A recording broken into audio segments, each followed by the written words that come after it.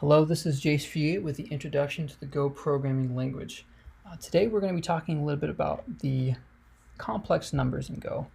So I went ahead and made a new package called complex in my source directory. I made a file called main.go, created my package, did my imports, and I have my main function. A little disclaimer here, I don't know personally complex numbers really well. I'm not a mathematician. When I am programming, I'm usually doing microservices that are doing network type of stuff or telecommunications. And so I just wanted to have this right here in front of you. We can go through these comments together. So when you create complex numbers, there are two complex number types. You have a complex 64 and a complex 128. They are similar to float 32 or float 64 numbers, but they take into account the imaginary aspect of numbers.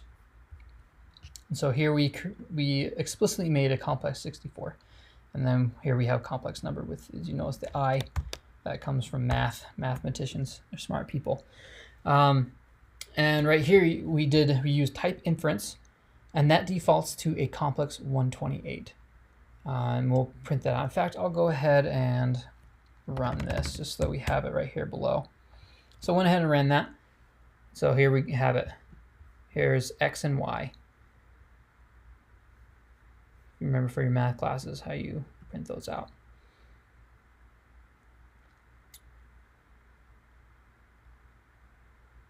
And so here we cast these two numbers to a complex type. We have 4.5 and 7.1.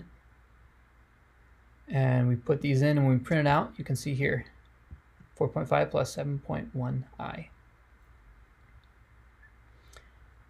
And here's some of the operations that you can do with complex numbers. So here we have a 3 plus 5i, we have b equals 2 plus 4i. And let's do a whole bunch of operations. We do plus, minus, times, and divide. Go handles them all quite well. And you can see this is how it prints them out.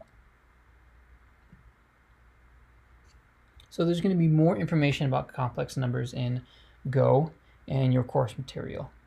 Thank you so much for being here. Definitely play around with these. Have fun with it.